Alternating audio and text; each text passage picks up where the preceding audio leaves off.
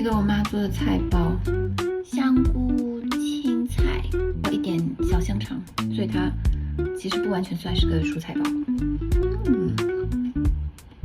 攒了一桶鸡蛋壳，擀面杖。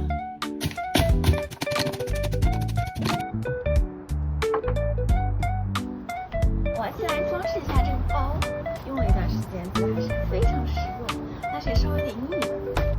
我妈给了我一些这种别针，它在各个袋子后面都有一些它的备注，比如说她觉得这个质量一般，她就会在这里写一般。